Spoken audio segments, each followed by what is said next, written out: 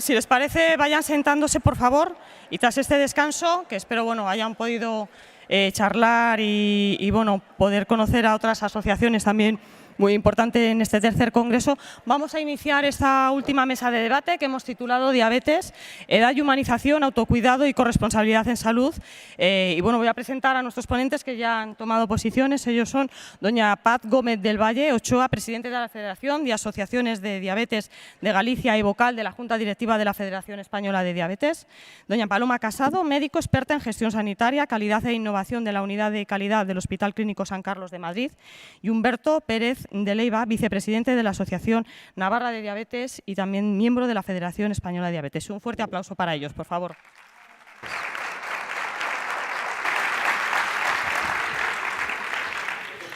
Muy bien, tenemos menos tiempo, pero yo creo que ya me habéis dicho que vais a ser rápidos y dar mensajes claves e importantes en esta última mesa y agradecer muchísimo también en nombre de la Federación que aceptarais desde un primer momento estar con nosotros y sobre todo Paloma y Humberto, que lo supisteis con horas y con días de antelación simplemente.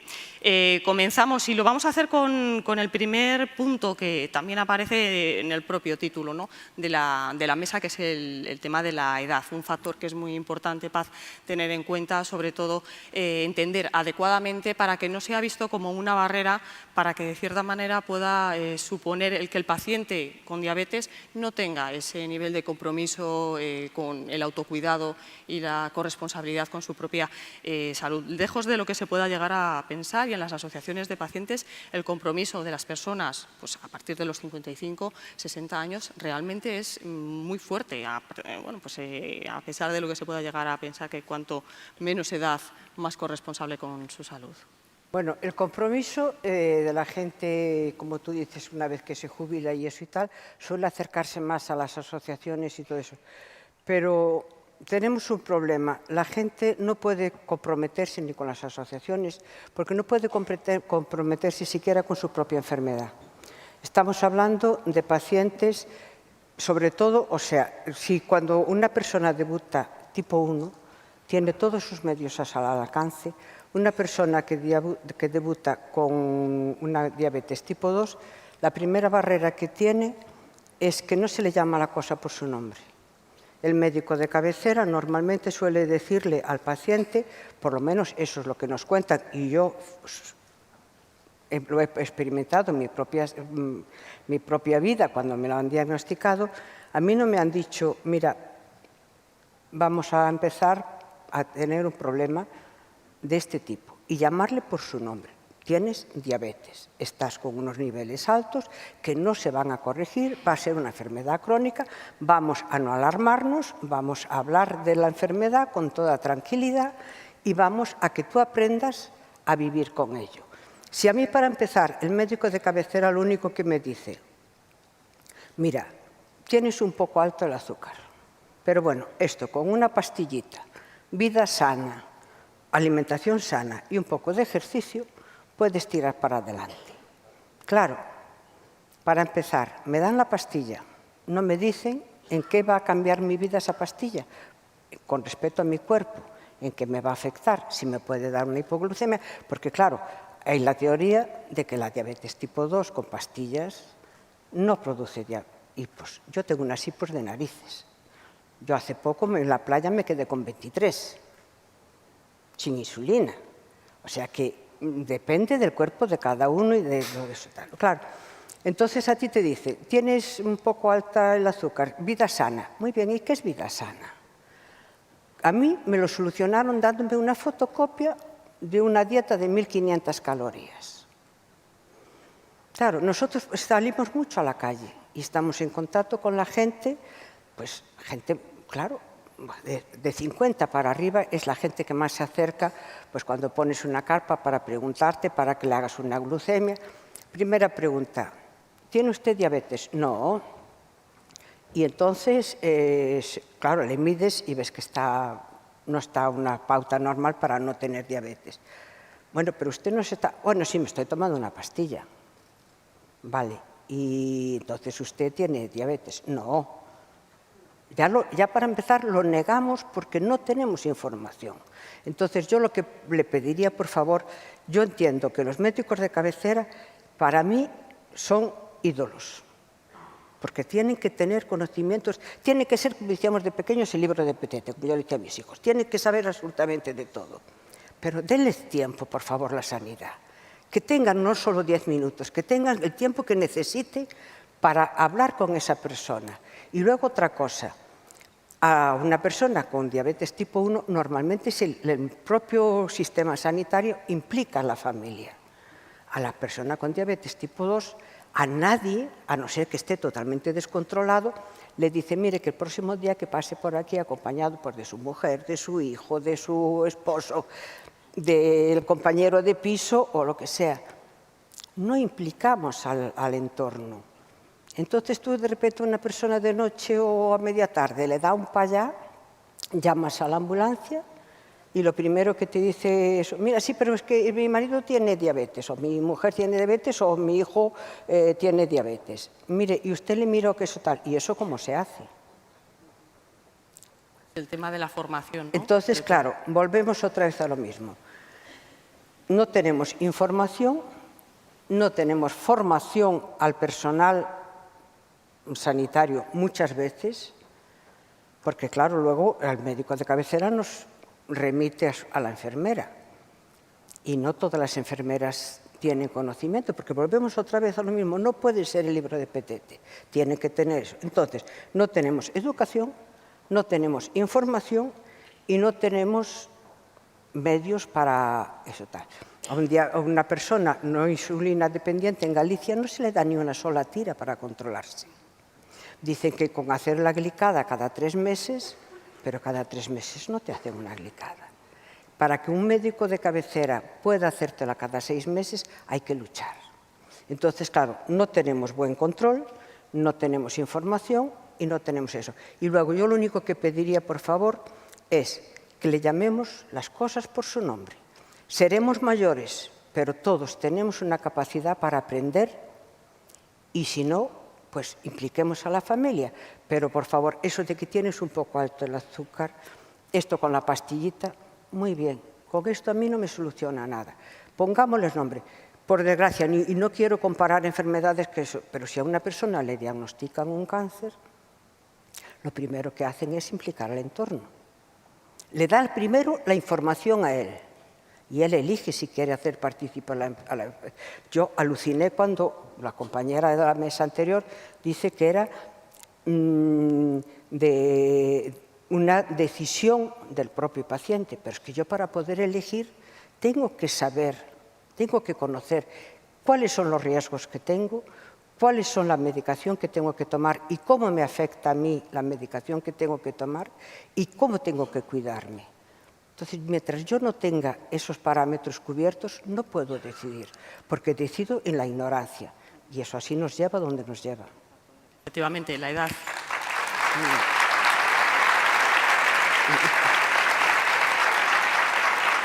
Efectivamente, la edad no es la barrera es la falta de información. La falta de información. Efectivamente, y que también lo vamos a abordar en breve, pero sí que es importante para que tenga esa información, esa formación, es como luego también puede ser corresponsable. Y lógicamente en todo esto juega un papel muy importante, Paloma, el tema de, bueno, nuestro Sistema Nacional de Salud, esa tendencia ahora, que esperemos que no sea una moda, sino pues una tendencia que se venga a quedar y consolidar, es el tema de la humanización.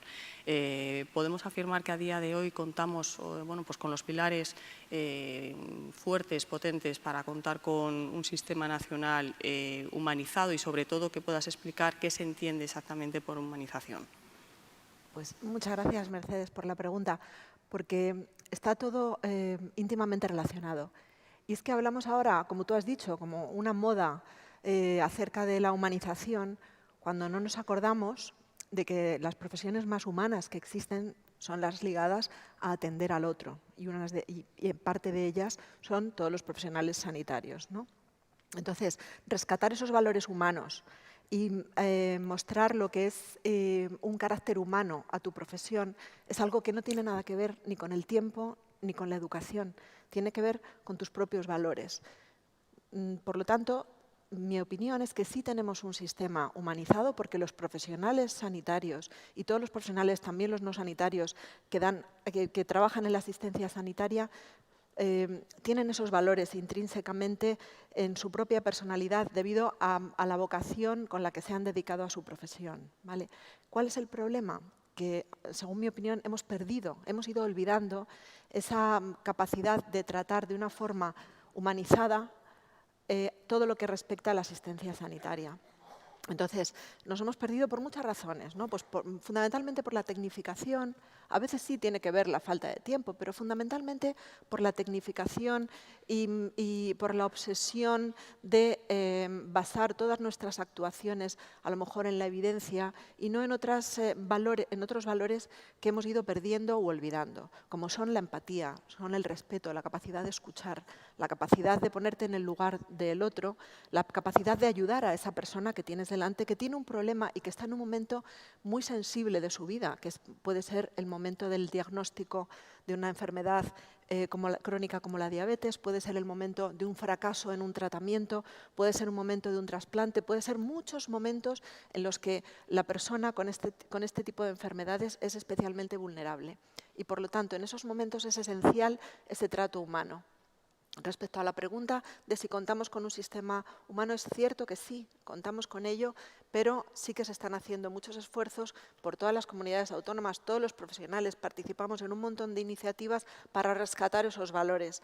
Y para que no se nos olvide que lo que tenemos delante no es un número, no es una historia clínica, no es una diabetes, no, es una persona que tiene una enfermedad, que está sufriendo en ese momento una circunstancia que en su persona es distinta al resto de personas y que por lo tanto tenemos que tratar en cuanto a teniendo una visión que llamamos nosotros holística, integral de la persona, no solamente mirando su enfermedad, los tratamientos, sino cómo le está afectando, qué emociones está sufriendo en ese momento, cómo está viviendo la experiencia de su enfermedad, cuál es el entorno que le rodea. El entorno que no solamente es el entorno económico, social o laboral, ¿no? El entorno familiar y sobre todo y muy especialmente, y es en lo que se está haciendo hincapié fundamentalmente, en los valores que tiene esa persona. Porque los valores están determinados no solamente por cómo entiendes tú la ética y la vida, sino por una serie de cuestiones como pueden ser tus experiencias, tu día a día, cómo te comportas en el día a día. Pues todo eso hay que tenerlo en cuenta. Entonces, en todas las iniciativas de humanización se abordan no solamente factores del entorno o de los procesos hospitalarios, sino que se intenta que rescatemos esos valores, ese valor de la escucha, de la empatía, del respeto, de ver que esa persona que tienes enfrente no es un número, no es una historia clínica, sino que es una persona con una serie de condicionantes. Y esto tiene una implicación muy importante sobre los resultados. Porque nosotros los médicos, yo soy médico, pero en general nos han educado a obtener resultados. Tú diagnosticas, tratas y tienes un resultado. Pues bien, es que ese trato humano, es que esa faceta tan esencial en la profesión médica también ayuda a obtener mejores resultados.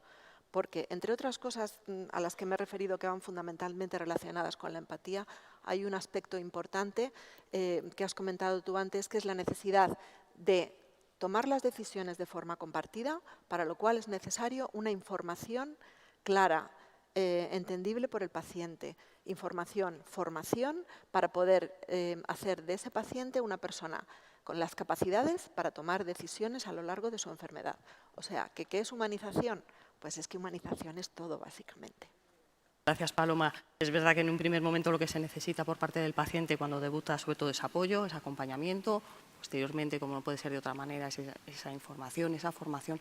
Humberto, desde la Asociación Navarra de Diabetes lleváis a cabo muchísimas iniciativas de este tipo de formación y no solamente dentro de la propia entidad, sino que salís fuera e involucráis a todo el entorno. ¿Qué iniciativas veis, lógicamente, que pueden empoderar al paciente y que pueden contribuir luego al final que pueda estar más concienciado con su patología y que ha tenido un éxito y que puede ser un ejemplo para otras asociaciones que están aquí? Sí, bueno, nosotros aparte también estamos en la Escuela de Pacientes que en Navarra, entonces trabajamos en la Escuela de Pacientes, se trabaja con un profesional y con un paciente, en este caso estamos Juancho y yo, en diferentes talleres sobre alimentación y diabetes.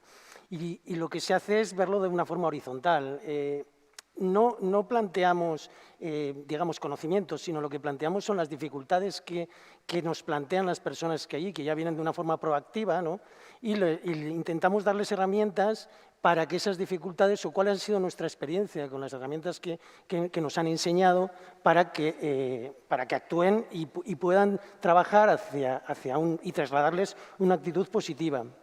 Eso es lo que es, por ejemplo, la escuela de pacientes o charlas o actividades, pero actividades normalmente más horizontales. También hemos hecho otras actividades en las que, por ejemplo, nosotros estamos haciendo retos de bici en la que hay endocrinos que vienen con nosotros a andar en bici. No es lo mismo hacer una consulta con una persona delante que estar haciendo un ejercicio con él y él viendo a la vez cómo está reaccionando tu cuerpo, el mío, el del otro, o cómo se ha actuado, y a la vez tú preguntarle mientras estás haciendo cosas, cambiando tu propia insulina o tomando hidratos, viendo igual esto mejor, y a la vez a última hora poder tener reuniones y poder desarrollar. Ellos aprenden, ellos empatizan mucho más con el paciente, y nosotros tenemos mucha más cercanía para en el momento de hecho trabajarlo. Y luego cuando ellos, y lo ideal sería que fuese tu endocrino, pero cuando ellos van con un paciente ya lo entienden mejor, se ponen más en su lugar, que es una de las cosas que hablamos de los planes de humanización. Cuando nosotros hemos estado también en el plan de humanización y todos los demás eran profesionales y nosotros éramos los que solo éramos pacientes, te juntabas con ellos y ellos veían el plan de humanización desde su lado de vista profesional. No, es mejor esto, hay que poner aquí una sala para tal. Entonces, después de eso, la primera intervención que tenemos, le decimos, bueno, pero tú también eres paciente, igual hay que girar un poco el prisma y pensar, tú cuando vas a la consulta, ¿qué es lo que te pasa? Cuando vas con tu madre, cuando vas con tu hijo o hija, o con tu padre, esas circunstancias, porque es cierto que ellos son profesionales, conocen el sistema, ven el sistema, incluso les están diciendo y están entendiendo lo que les dicen, pero tú cuando vas a una consulta vas con una inquietud y eres muy vulnerable. Entonces, lo que quieres son respuestas. Si encima no hay ponerte en tu lugar, te encuentras con una barrera muy, muy grande. Entonces, el plan de humanización, quizás los profesionales deberían dar el salto a ponerte en tu lugar. Es decir, yo también soy paciente. Cuando voy yo a consulta, ¿qué es lo que me pasa? ¿Qué es lo que me dicen? O cuando voy con mi madre, o con mi padre, o con mi hijo, esas circunstancias hacen que ellos se pongan en tu lugar y a partir de esa primera sesión en la que ponemos encima de la mesa que ellos se pongan en su lugar, ya entonces su forma de entender la humanización, su forma de entender todo lo que hacemos es diferente, porque ellos piensan en sus propias experiencias. Igual, claro, no piensan a nivel profesional cuando entran sus problemas con que el horario que tengo, el aparato, la habitación que es pequeña, que no han cambiado, mira, fíjate, sino piensan en la otra persona cómo les va a recibir, ¿no? Cómo van a recibir. En el caso este era un fisioterapeuta que le va a recibir y estaba rebotado porque todo iba mal. Entonces, y tú que estás ahí esperando a que te hagan y dices, este tío, ¿sabes? Es una sensación, es importante más esa sensación que hacer planes de poner rayas o de hacer, ponerse en su lugar, ¿no? Me encanta, ¿no? Perdona que me salte el protocolo de tus preguntas, pero es que es verdad que los profesionales en los hospitales a veces vivimos la humanización como esta moda, de repente, que se ha surgido de decorar las paredes con muñequitos, o vamos a poner aquí un no sé qué, una salita de ocio, que jueguen a tal, o que se entretengan con unas gafas de realidad virtual mientras están en no sé dónde. Y no nos damos cuenta de que eso no es parte, pero es una parte muy pequeñita. Y me encanta oírte decir eso porque es realmente lo que yo creo que desde las asociaciones de pacientes y desde los pacientes en particular podéis aportar. Es decir, que no necesito que me coloree la habitación, no lo necesito. Necesito que me atiendan pronto, que me escuchen, que me miren a los ojos. Se acabó. Necesito que me informen. Entonces, vosotros sí podéis aportar mucho de eso, porque muchas de estas decisiones se toman teniendo en cuenta lo que nosotros pensamos que el paciente quiere. Sí. Entonces, yo tengo un ejemplo reciente que no tiene que ver con la diabetes, pero tiene que ver con personas que esperan durante horas a tratamientos, por ejemplo, de hospital de día. Y nos estamos preocupando de entretenerles durante el tiempo de espera. No.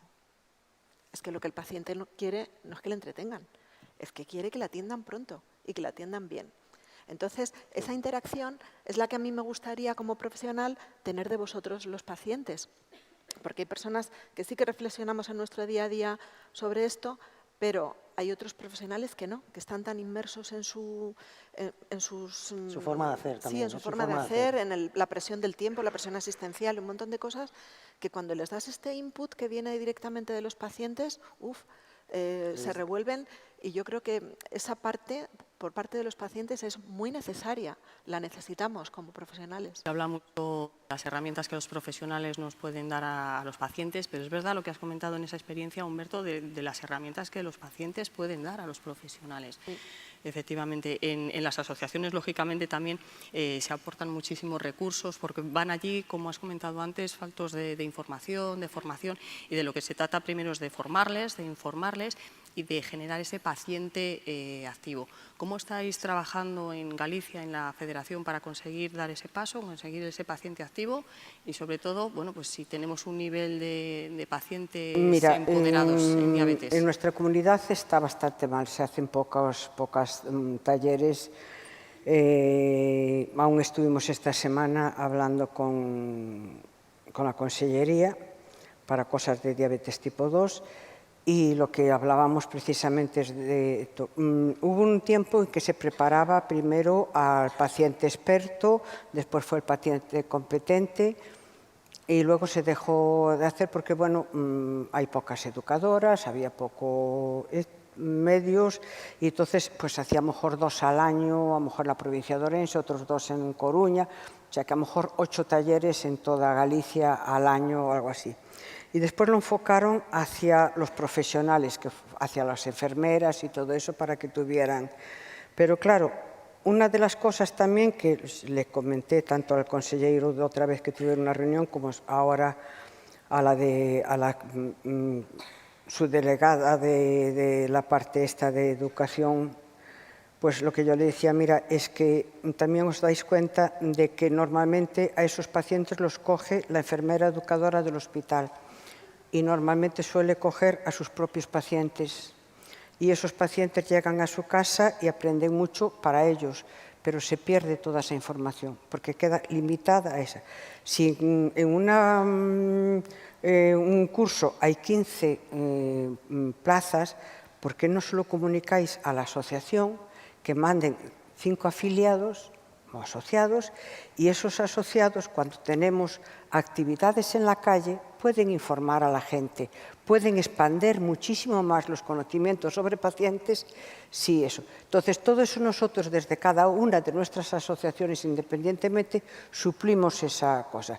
Todos tenemos algún educador, algún enfermero que es comprometido, porque de verdad, los que están comprometidos, como tú dices, la humanización es impresionante, la empatía con el paciente es enorme, pero sin embargo, bueno, eso lo suplimos desde la asociación y suplimos también la falta ya de la educación, sino de la parte humana, porque sales de la consulta, te dicen algo y tal, pero luego en el entorno familiar pues muchas veces te entienden, no te entienden, y reunirte con gente que tiene la misma patología que tienes tú, que ves que llevas tu misma vida, que puedes compartir, o que puedes compartir al salir de una reunión, una agüita, una caña de vez en cuando, que nos viene a todos muy bien, o sea, no lo toméis muy en serio, que es un remedio que yo me tomo, ¿no? Pero vamos, una caña de vez en cuando va fantástico.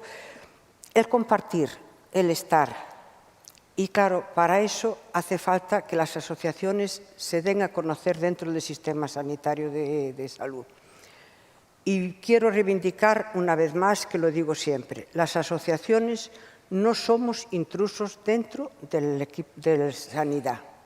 Nosotros no vamos nunca a cambiar un diagnóstico, nunca vamos a decirle a un paciente qué es lo que tiene que hacer con respecto a su medicación y eso, pero sí vamos a ayudarle en educación, vamos a ayudarles en compañía, complementamos su trabajo.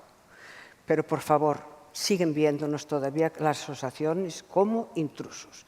No somos intrusos, somos 6 millones de personas con diabetes. Somos 6 millones de personas con diabetes que unidos Bueno, no estábamos ahora, me perdonáis, es un poco una guasa, no estaríamos en la situación política que estábamos hoy en día. Si nos hubiéramos unido, si hubiéramos hecho un partido político, te aseguro que arrasábamos entre nosotros y nuestras familias, bueno, y tendríamos una sanidad con respecto a los diabéticos que sería fantástica. Perdón, a las personas con diabetes. O sea, que por favor, en cada centro de salud, en cada hospital, en cada eso, todas las asociaciones reivindiquemos nuestras asociaciones. Intentemos hablar con los gerentes, intentemos hablar con los jefes de servicio y mentalizarlos que, por favor, que no vamos como intrusos, que vamos como colaboradores a suplir lo que ellos no pueden porque el sistema no se lo da. Y nosotros voluntariamente se lo damos. Nos niegan la entrada en muchos hospitales a atender eso. Si nosotros tenemos trabajadores sociales, si tenemos voluntarios, a una persona que le han cortado un pie o eso tal, yo entiendo que por la protección de datos ellos voluntariamente no nos los pueden dar. Pero si se lo consultan al paciente, le dicen, oye, mira, hay una asociación que puede venir a hacerte una tarde de compañía, una persona, o hacerte el recado que tú no puedes, porque después aún encima tenemos en Galicia, lo mismo que aquí en La Mancha, la dispersidad de la población. Entonces, mucha gente están solos en los hospitales y a lo mejor pues necesitan simplemente que le suban agua, que bueno, eso lo hacen las enfermeras, pero ¿quién dice eso? Cualquier recadito, o simplemente que le suban un periódico. Estamos las asociaciones para eso con los voluntarios, pero no nos dejan entrar.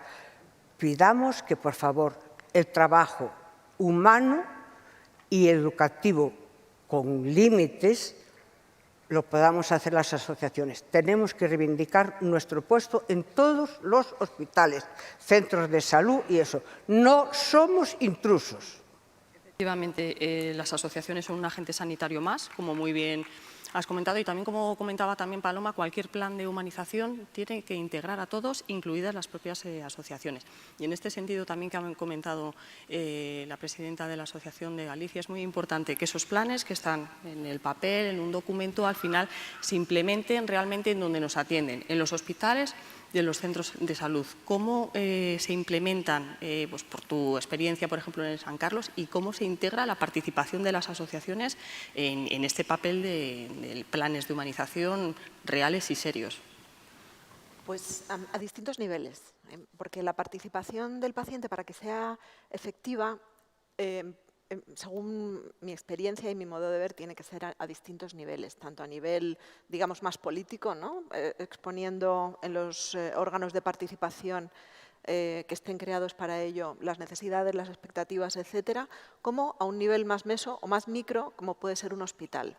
¿Qué hacen las comunidades autónomas? En general, casi todas tienen o planes o proyectos o algún tipo de iniciativa de humanización que tiene que trasladarse a los hospitales, a los centros de salud, para que los profesionales en nuestro día a día podamos integrarlo en acciones concretas.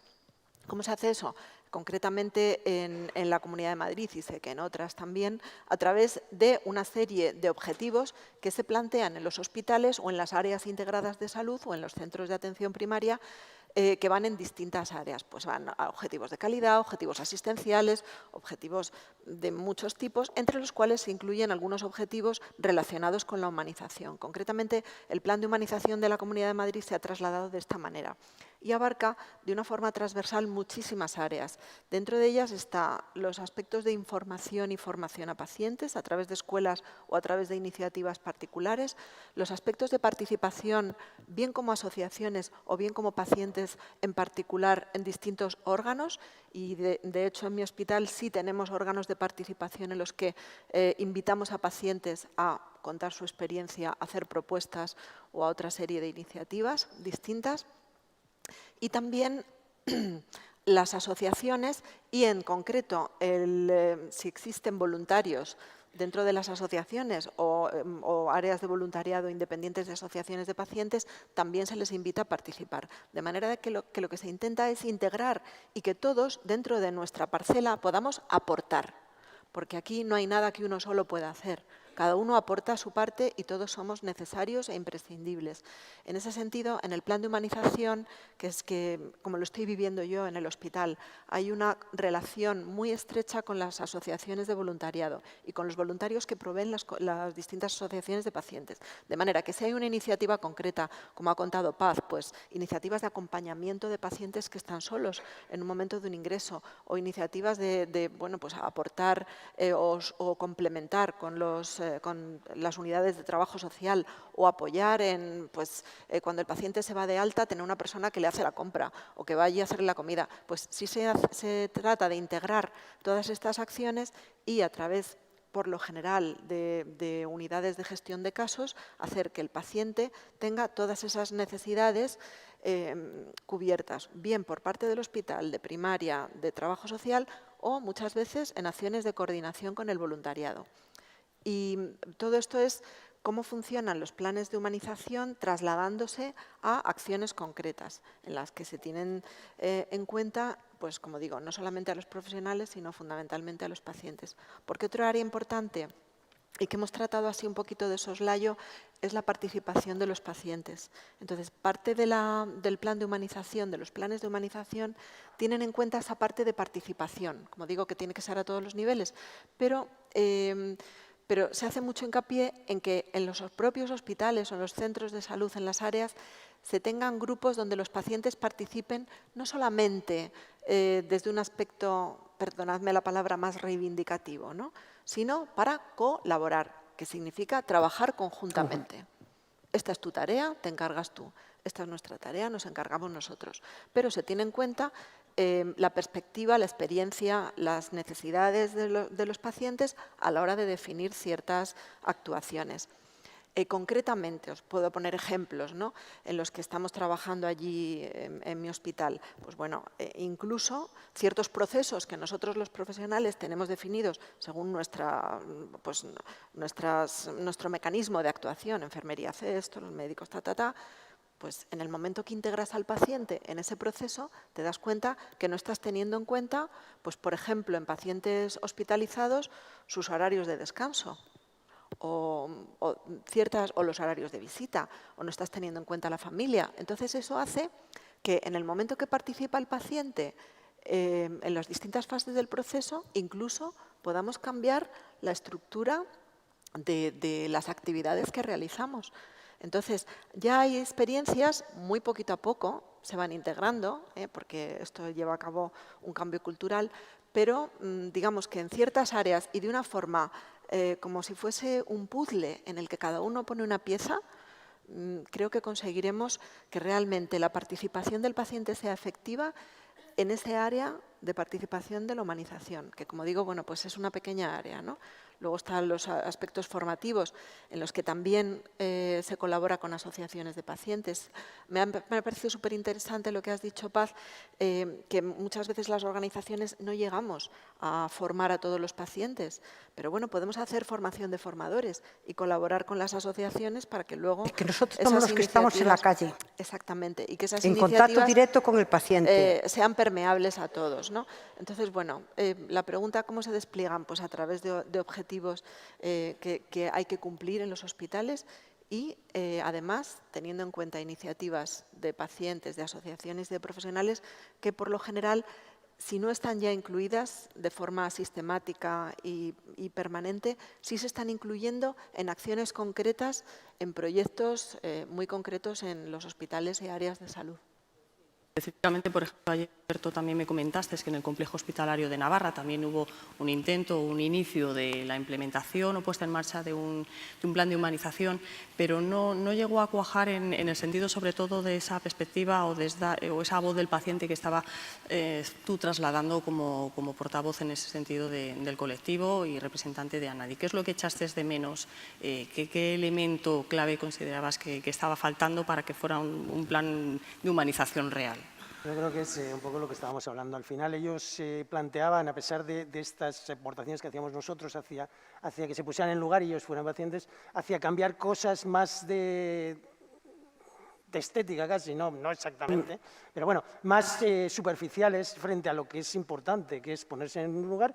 Pero también entiendo yo que comentas, hay que formar al paciente, hay que trabajar, pero como decía Antonio, hay que trabajar también sobre la formación del profesional. Sí, el profesional, tenemos suerte, tenemos un médico que tiene una actitud hacia los pacientes, escucha y habla, pero eso también se puede enseñar. En medicina o en enfermería no se enseña a escuchar, no se...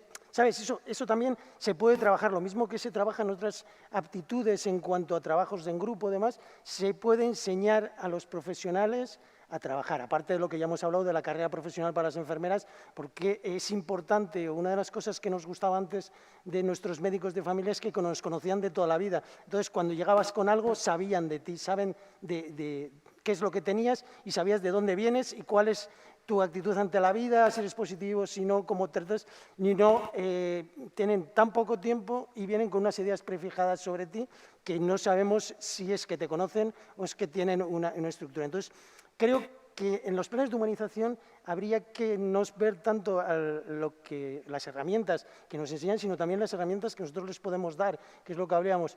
Esas aptitudes se pueden entrenar, se pueden enseñar y un médico puede ser, una doctora puede ser, una enfermera, pueden ser unos profesionales inmensos, pero si no te escuchan, si no te entienden, si no te captan lo que tú le estás diciendo o no se ponen en tu lugar, no van a trasladarte, y más en una enfermedad como la diabetes, que son 365 días, 24 horas en las que tenemos que... Es muy importante la actitud positiva, es muy importante que tengas herramientas, la formación, pero también es importante que tengas un feeling y que cuando tú tienes un problema, cuando tú tienes una duda, cuando tienes un miedo, que eso vuelva y te den herramientas para que puedas modificarlo. Si no, pues al final llegas allí, te quedas así con una sensación de como que te has ido con un muro. Y sabes, o sea, tiene unas ponencias este médico, sí, pero al final, ¿cómo trasladamos eso a la vida real? Que lo nuestro es la vida real, el 24 horas, 365 días al año. Y con todo lo que supone la vida real, no es glucosas, cifras, cómo, no cómo, hago. Entonces, en ese sentido, el plan de humanización, ¿yo qué echaba de menos? Pues ese, ponerse en lugar, cambiar un poco el prisma y a la vez que ellos pidan herramientas para humanizarse, entre comillas lo de humanizarse, pero para estar más cerca del paciente, para entender mejor. Y luego, pues sí que los médicos son endocrinos y llevas ya igual 10 años con él, pero es cierto que las enfermeras, que es quizás la parte más importante de la educación, porque lo más importante en la diabetes yo entiendo que es la educación, el saber hacer. Eso te lo dan los enfermeros y las enfermeras educadores en diabetes. Y si es la figura más importante del tratamiento, yo lo entiendo. O es con lo que yo siento, que es las que me aportan soluciones en el día a día. Sí que es decir, mira, tienes esta bomba, esta estructura, vamos a cambiar el tratamiento, hay nuevas... Y te dan pautas. Pero a la hora de trabajar, a la hora de vivir, en la que te aporta es la educación, la enfermera, ¿no? Entonces, en plan de humanización, habría que trabajar más sobre esos aspectos más humanos, digamos, ¿no? Sí, es que no lo he dicho antes, pero uno de los pilares del plan de humanización son los profesionales. O sea, se trabaja el liderazgo, se trabaja el entorno, bien, todo lo que es... se trabaja en áreas de gestión, pues el modelado de los procesos y tal, se trabaja la atención centrada en el paciente, pero el área de trabajo con los profesionales también tiene acciones concretas. Sí que es cierto que a los profesionales es difícil llegarles en un tema tan transversal, tan básico como es la humanización. Es una barrera porque no tienen tiempo para ir a charlas formativas. Entonces, bajo mi punto de vista, conseguimos más formación participando con grupos de pacientes y escuchando en esos grupos a los pacientes que haciendo que vayan a una charla o a un curso de 20 horas de humanización o de lo que sea, ¿no? Muchas veces esa actividad que has comentado antes de coger al endocrino que va con la bicicleta al lado del paciente forma más a los profesionales que una charla que le puedas dar acerca de la escucha activa, por ejemplo, ¿no? Entonces, esas iniciativas también están contempladas dentro de los planes, pero... Hay que darle herramientas, porque hay con estas herramientas hay gente que las tiene de por sí, hay gente que no tiene herramientas. Entonces, yo creo que a los profesionales, lo mismo que nosotros necesitamos herramientas para tratar nuestra diabetes, para trabajar y para llevarla de forma lo mejor posible, ellos también necesitan herramientas para tratar al paciente. Y lo que les enseñamos son herramientas médicas, puramente médicas, y necesitan herramientas para empatizar, para trabajar, para entender a las personas. Y eso es algo que queda lejos de la práctica actual de la medicina, ¿no? Muy bien, pues Ahora mismo lejos. Yo espero que poquito a poco todos nos vayamos concienciando, porque este es el camino. Muchísimas gracias. La verdad es que tenemos que ir terminando, pero no sin un último mensaje también de, bueno, pues para trasladar a las asociaciones qué es lo que ellas pueden hacer realmente para conseguir esa verdadera humanización del sistema, porque son un agente sanitario más y, sobre todo, para conseguir ese paciente empoderado. Paz, brevemente, para que no me manden más mensajes. Seguir luchando, seguir trabajando, reivindicando nuestro lugar y, sobre todo, decirle a los profesionales que estamos con ellos, que los entendemos, que sabemos que tienen muy limitado tanto el material como el tiempo, que nosotros los entendemos, pero lo mismo que nosotros nos ponemos en su lugar, que ellos se pongan en el nuestro, que tengan más empatía, que tengan más acercamiento. Tú no puedes llegar a una consulta, tenemos un asociado que fue al endocrino, una persona ya con un trasplante de riñón, etcétera, etcétera, y a la segunda consulta el señor le preguntó al médico, ¿es usted mudo? Porque no le había dirigido la palabra a las dos consultas. Claro, a la segunda vez que fue, cogió y salió directamente y se fue a cambiar el de médico, claro, pidió otro endocrino. Entonces, queremos y tenemos que reivindicar, ya te digo, nosotros nos ponemos en su lugar, pero también pedimos que por favor nos tengan en cuenta y sobre todo teniendo una enfermedad como es la diabetes, que la parte emocional influye muchísimo en nuestro control. Necesitamos que nos entiendan.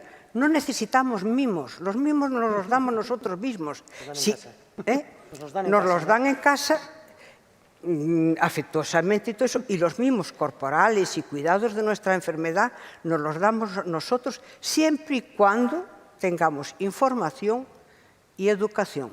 Entonces, volvemos otra vez sobre las tres patas. Información y educación a los pacientes y profesionalidad y, sobre todo, formación humana y eso de los que nos cuidan. Y eso depende del Ministerio de Sanidad. Pidámoselo muy amablemente, pero con fuerza. Muy bien. Paloma, por parte de la Administración Pública, de los profesionales sanitarios, ¿qué pedimos a los pacientes? ¿Qué pueden hacer ellos? Porque es un agente sanitario más. ¿Qué podemos hacer? Pues igual que nosotros, los profesionales sanitarios, estamos inmersos en un paso de la medicina, digamos, más antigua, más paternalista, más en la que los médicos decían lo que había que hacer y no era cuestionable. Pasamos de esa medicina a una medicina participativa y deliberativa. A esa medicina deliberativa y participativa también los pacientes y las asociaciones tienen que dirigirse, de manera que con acciones a más amplio espectro o más mínimo espectro, que participen, es decir, que se sientan con la capacidad de participar, porque no hace falta ser un paciente experto ni un paciente formado, es muy importante, pero para participar, tu propia experiencia de la enfermedad enseña a los otros a cambiar y ayuda a recorrer este camino. Por parte de un paciente individual, por parte de las asociaciones de pacientes, recorrer este camino hacia la participación desde el aspecto que yo pienso que es muy antiguo de reivindicación, ir abandonando el aspecto reivindicativo hacia una misión más colaborativa y participativa. Y lo que tú has dicho me ha encantado, sentirte con el poder de preguntarle a un médico si es mudo, o si se ha lavado las manos, o si le puede mirar a la cara, o decirle, mire, que me llamo Paz. Esa es la labor que creo que es esencial en los pacientes, que os sintáis con la capacidad de poder cambiar el sistema y de poder participar. No hace falta ser un experto, no hace falta saber, porque tú sabes más que nadie de tu experiencia de la enfermedad. Y eso lo trasladas en todas las actuaciones que los profesionales sanitarios vamos haciendo. Creo que juntos podemos recorrer ese camino. Un mensaje muy importante, Paloma. Y finalmente, Humberto, por tu experiencia tanto en ANADI como tu relación con otras entidades como el Complejo Hospitalario, también la Escuela de Pacientes en Navarra, ¿qué mensaje final darías para que las asociaciones puedan contribuir como agentes sanitarios a este objetivo? Pues yo estoy con paz en todo, básicamente, que creo que esa es la vía. Y por otro lado, como asociaciones tenemos que participar en todos los órganos de decisión para que se escuche, se plantee y un poco lo que decía antes, cambiar un poco el prisma de las valoraciones, porque si se lo dejas a los profesionales van a valorar de forma profesional las cosas. Entonces hay que darles ese punto de vista y incluso que ellos mismos empiecen a pensar en gente cercana que tienen que también, también tienen conocimiento, casi todo el mundo tiene conocimiento de una persona que tiene diabetes, o mayor, o joven, o cercana. Al final somos tanta gente que llegamos a todos los sitios, estamos en todas las profesiones, estamos en todos los lugares y hacemos cualquier tipo de actividad, con lo cual cualquier persona, pero se centran en el ámbito profesional y les cuesta ver el ámbito del paciente. Las asociaciones tenemos que estar en todos los lugares en los que podamos tener capacidad de decisión y hay que decidir, y hay que incidir y saltar esa barrera para que quizás nos vean de igual a igual, porque realmente tenemos algo que aportar, igual no somos unos técnicos y podemos desarrollar avances técnicos, pero sí que podemos aportar cosas que en concreto en diabetes son muy importantes, que es la experiencia, que es el vivir y cómo afecta todo lo demás que está más allá de los análisis clínicos, de lo que dice mi analítica cuando se lo doy al médico, ¿no? Y eso yo creo que es lo importante, participar, trabajar, intentar saltar esa barrera, intentar que ellos quizás nos vean de otra manera. El plan de humanización es que ellos nos vean a nosotros de otra manera. Magnífico, pues con empatía, con participación y con experiencia nos quedamos y finalmente pues agradeceros enormemente que hayáis estado con todos nosotros y pido un fuerte aplauso para los ponentes, por favor.